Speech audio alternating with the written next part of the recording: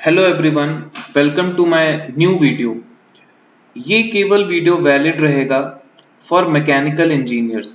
ठीक है, जो भी लोग यूपीएससी सिविल सर्विसेज एग्जामिनेशन का ऑप्शनल, ठीक है, वो मैकेनिकल इंजीनियरिंग लेना चाहते हैं, ये केवल उनके लिए वैलिड रहेगा। यहाँ पे हम ऑप्शनल का सिलेबस यहाँ पे डील करेंगे जो कि सिविल सर्विसेज एग्जामिनेशन में पूछा जाएगा। तो आपको पता है सिविल सर्विसेज एग्जामिनेशन में टोटल पहले एसए का पेपर होगा, उसके बाद जीएस 1, जीएस 2, जीएस 3, जीएस 4, ये 4 पेपर होंगे। और उसके बाद ऑप्शनल 1, ऑप्शनल 2। ठीक है, तो ये जो ऑप्शनल होंगे, 2 पेपर्स होंगे ऑफ 250 मार्क्स ईच, यानी लगभग हमारे 1750 मार्क्स में से 500 मार्क्स ऑप्शनल के होंगे। तो दैट इज वाई हमारे जितने भी ऑप्शनल सब्जेक्ट्स हैं वो काफी इंपॉर्टेंट हो जाते हैं अगर हमें सिलेक्शन लेना है तो। ठीक है, तो ऑप्शनल बहुत ही ध्यान से चुनिएगा। और हाँ, जो लोग चुन चुके हैं मेरे साथ मैकेनिकल इंजीनियरिंग ऑप्शनल, वो बिल्कुल इस वीडियो को प्रोसीड कर सकते हैं मेरे साथ। ठीक है, बढ़ते हैं आगे। तो यहाँ पे देखते हैं हम लोग मैकेनिकल इंजीनियरिंग का पेपर 1। तो 2 पेपर आने वाले हैं जिसको ऑप्शनल 1, ऑप्शनल 2 भी कहते हैं। तो पहले पेपर में अगर हम बात करें तो मैकेनिक्स पूछी जाएगी। ये मैकेनिक्स वही है, इंजीनियरिंग मैकेनिक्स, ठीक है, जो कि लगभग क्लास 11th की मैकेनिक्स है और थोड़ा सा इंजीनियरिंग पोर्शन भी है इसमें। तो इसमें क्या क्या पूछा जाएगा? मैकेनिक्स ऑफ रिजिड बॉडीज, जिसमें इक्विलिब्रियम इन स्पेस इक्वेशंस, उसके application, first and second moment of inertia, moment of area. ठीक है, उसके बाद simple problems of friction. Friction बहुत इंपॉर्टेंट टॉपिक है, अगर आप प्रीवियस ईयर क्वेश्चंस देखोगे तो इस पे बहुत सारे क्वेश्चंस आए हुए हैं। उसके बाद kinematics of particles for plane motion, elementary dynamics, particle dynamics. ठीक है, तो ये पोर्शन है हमारा मैकेनिक्स का। आगे बात करते हैं मैकेनिक्स ऑफ डिफॉर्मेबल बॉडीज, जिसको हम पॉपुलरली स्ट्रेंथ ऑफ मटेरियल बोलते हैं, या है ना, स्ट्रेंथ ऑफ मटेरियल बोलते हैं। तो ये सब्जेक्ट काफी इंपॉर्टेंट है। इसमें हम पढ़ेंगे जनरलाइज्ड हुक्स लॉ, उसके एप्लीकेशंस क्या हैं। ठीक है, डिजाइन प्रॉब्लम्स आएंगे एक्सियल स्ट्रेसेस पे, शेयर स्ट्रेसेस पे, बेयरिंग स्ट्रेस भी देखेंगे हम। उसके बाद डायनेमिक लोडिंग की मटेरियल प्रॉपर्टीज देखेंगे। बेंडिंग शेयर और स्ट्रेसेस हैं बीम्स के अंदर, वो देखेंगे। उसके बाद डिटर्मिनेशन ऑफ प्रिंसिपल स्ट्रेसेस, काफी इंपॉर्टेंट टॉपिक हो जाता है ये। स्ट्रेन्स, उसके बाद एनालिटिकल और ग्राफिकल। ठीक है, ग्राफिकल में हम देखेंगे कैसे हम लोग सॉल्व करते हैं डायग्राम बना के। कंपाउंड एंड कंबाइंड स्ट्रेसेस भी देखने वाले हैं। उसके बाद biaxial stresses of thin walled pressure vessels. याद रखिएगा, थिक नहीं है, थिन है। तो यहाँ पे थिन वॉल्ड में हम लोग करेंगे सिलेंडर प्लस स्फीयर। ठीक है, जिन्होंने थोड़ा सा पढ़ा हुआ है आई थिंक वो मेरी बात समझ पा रहे होंगे। उसके बाद मटेरियल बिहेवियर और उसमें फैक्टर डिजाइनिंग पढ़ेंगे हम, design factor for dynamic loading. उसके बाद सर्कुलर शाफ्ट्स के बारे में पढ़ेंगे जिसमें बेंडिंग और टॉर्जनल लोड्स केवल और केवल यही आएगा। और डिफ्लेक्शन ऑफ बीम, जिसमें जो कि निकाले जा सकते हैं, that is statistically determinate problems, है ना। और लास्ट में आता है थ्योरी ऑफ फेलियर्स। तो जितनी भी थ्योरी ऑफ फेलियर्स है, रेनकाइन, उसके बाद है ना गेस्ट, ट्रेस्का, वॉन माइसेस, ये सब हम पढ़ने वाले। नेक्स्ट टॉपिक है हमारा इंजीनियरिंग मटेरियल्स, जिसको हम शॉर्ट में कई बार मटेरियल साइंस भी बोलते हैं। ठीक है, मटेरियल साइंस। तो ये अब देखेंगे इसमें हम, इसमें क्या क्या टॉपिक आ रहा है। सो इसमें अगर बात करें हम तो बेसिक कॉन्सेप्ट्स है यहाँ पे। Structure of solid, common ferrous और नॉन फेरस मटेरियल्स के बारे में देखेंगे, उनके एप्लीकेशन के बारे में। Heat treatment of steel, non plastic, non metal plastic, ceramics और कंपोजिट मटेरियल्स के साथ साथ नैनो मटेरियल्स भी इसके अंदर आएगा। ठीक है, तो ये था हमारा ये वाला टॉपिक। उसके बाद आगे बढ़ते हैं। फिर आता है थ्योरी ऑफ मशीन्स, काफी इंपॉर्टेंट टॉपिक है और काफी स्कोरिंग सब्जेक्ट है। ठीक है, थ्योरी ऑफ मशीन्स, इसमें हम लोग काइनेमेटिक्स और dynamic analysis of plane mechanism करने वाले हैं। उसके बाद कैम्स आएगा, गियर्स आएगा, एपिसाइक्लिक गियर ट्रेन, साफ साफ लिखा हुआ है, यानी इस पे फेवरेट क्वेश्चंस आते हैं यूपीएससी के। फ्लाई व्हील्स हो गया, गवर्नर्स हो गया, balancing of rigid body rotors हो गया, है ना, balancing of single and multi cylinder engine हो गया, वाइब्रेशन हो गया, जिसमें हम केवल और केवल single of degree of freedom देखेंगे। ठीक है। और आखिरी में इसी से रिलेटेड क्रिटिकल स्पीड्स और वेल्डिंग ऑफ शाफ्ट्स, जिसमें हम रेजोनेंस इफेक्ट भी देखने वाले हैं, ठीक है। उसके बाद आता है नेक्स्ट इज मैन्युफैक्चरिंग साइंस। अगर हम मैन्युफैक्चरिंग साइंस की बात करें तो इसमें हमारा फोकस रहेगा मैन्युफैक्चरिंग प्रोसेस पे, ठीक है। मैन्युफैक्चरिंग प्रोसेस पे क्या क्या टॉपिक्स हैं देखते हैं। तो सबसे पहले मशीन टूल इंजीनियरिंग में जिसपे force analysis, merchant force analysis आएगा, ये भी काफी इंपॉर्टेंट क्वेश्चन बन जाता है। टेलर्स टूल लाइफ इक्वेशन, उसके बाद कन्वेंशनल नॉन कन्वेंशनल मशीनिंग, ठीक है, CNC machining process, jigs and fixtures, ये टॉपिक काफी इंपॉर्टेंट है। नॉन कन्वेंशनल मशीनिंग में हम देखें तो electron discharge machining, electron chemical machining, ultrasonic machining, water jet machining, ये सब इंपॉर्टेंट टॉपिक्स हैं। लेजर का आता है, laser beam machining, plasma machining, उसके बाद इनके एनर्जी रेट कैलकुलेशंस, तो ये भी हम देखेंगे। उसके बाद फॉर्मिंग और वेल्डिंग प्रोसेस आ जाता है इसके, ये काफी अच्छा सब्जेक्ट है वेल्डिंग प्रोसेस, है ना। उसके बाद मेट्रोलॉजी की अगर बात करें तो fits and tolerances, tool and gauges, comparators, inspection of length, position, profile और सरफेस फिनिश, ये टॉपिक्स हमारे मेट्रोलॉजी में कवर होंगे।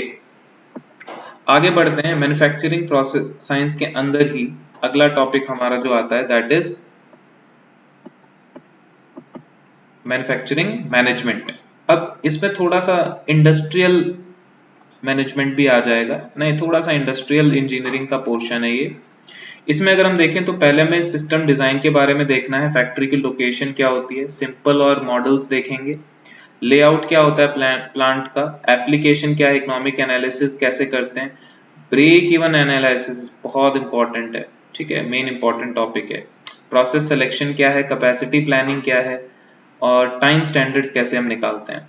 उसके बाद आता है सिस्टम प्लानिंग, इसमें क्या क्या आता है, फोरकास्टिंग मेथड्स आ जाते हैं, ठीक है। उसके बाद मल्टी मॉडल और असेंबली लाइंस की स्टडी आ जाती है। इन्वेंट्री मैनेजमेंट, तो इन्वेंट्री टॉपिक भी हमारा काफी इंपॉर्टेंट है, उसमें मॉडल्स क्या क्या हैं, ऑर्डर टाइम कैसे निकालते हैं, ईओक्यू इकोनॉमिक ऑर्डर क्वांटिटी कैसे निकालते हैं, ठीक है। फिर जस्ट इन टाइम सिस्टम भी देखेंगे हम लोग, स्ट्रेटेजिक सोर्सिंग क्या होती है, मैनेजिंग इंटर प्लांट लॉजिस्टिक्स, ये भी हम देखने वाले हैं, ठीक है। तो ये इंडस्ट्रियल इंजीनियरिंग का एक तरीके से टॉपिक है, हम बोल सकते हैं। आगे बढ़ते हैं, नेक्स्ट आता है system operation and control, scheduling algorithms for job shops, उसके बाद application of statistical methods for method and process quality, यहाँ पे वेरियस चार्ट्स आने वाले हैं, ठीक है, various travel chart, grant chart, ये सब आएंगे। उसके बाद कंट्रोल चार्ट्स जिनको हम बोलते हैं, मीन रेंज, है ना, percentage defective, number of defectives per defective per unit, economic cost system management और रिसोर्सेज और रिस्क। तो ये पूरा एक तरीके से पोर्शन जो है ये इंडस्ट्रियल इंजीनियरिंग का पोर्शन है, ठीक है। तो इसको हम आसानी से क्लियर करेंगे, कवर करेंगे अभी।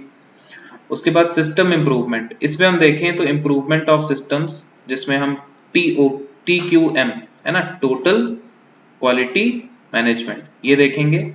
और उसमें फ्लेक्सिबल और लीन एजाइल ऑर्गेनाइजेशंस क्या होती हैं उसके बारे में हमें स्टडी करना है।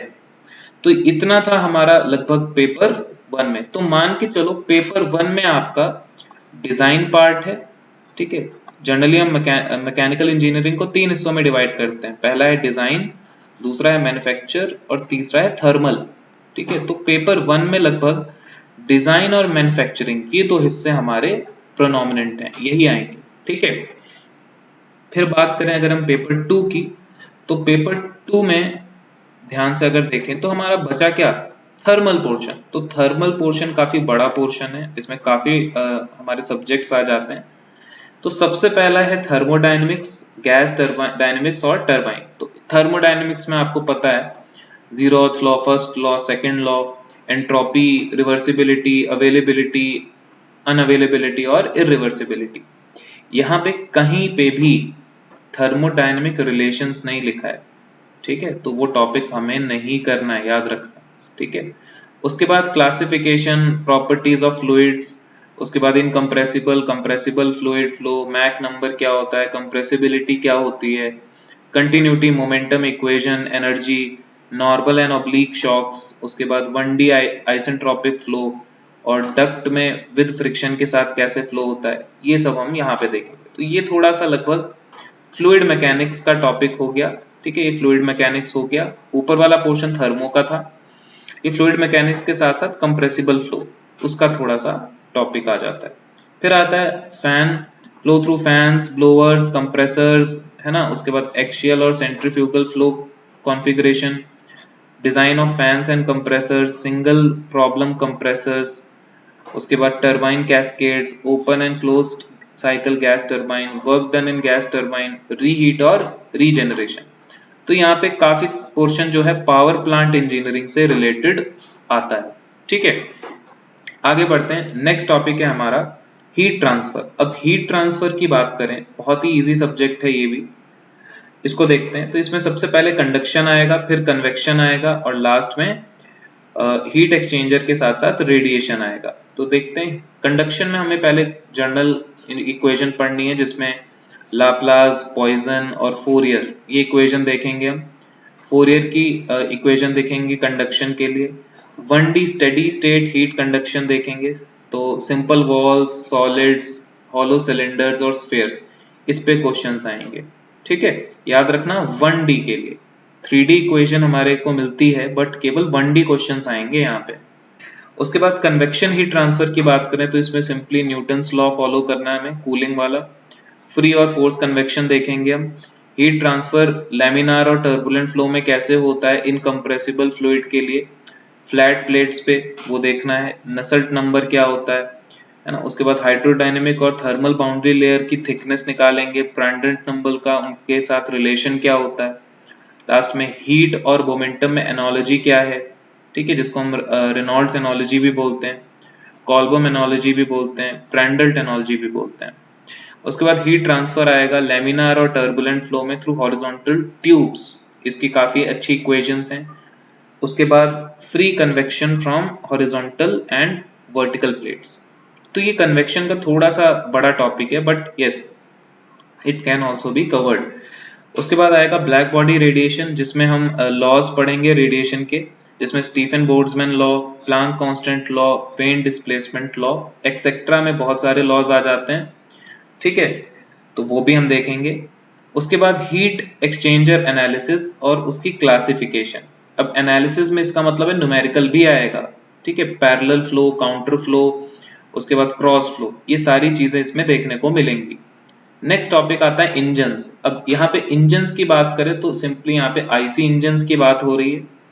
तो इसमें सबसे पहले साइकिल्स इन्वॉल्व देखेंगे, ब्रेक पावर क्या होता है, इंडिकेटेड पावर क्या होता है, फ्रिक्शनल पावर क्या होता है, mechanical efficiency, heat sheet, balance sheet, है ना। उसके बाद परफॉर्मेंस कैरेक्टरिस्टिक्स, पेट्रोल, गैस और डीजल इंजन, इनके बारे में हमें बेसिक देखना है।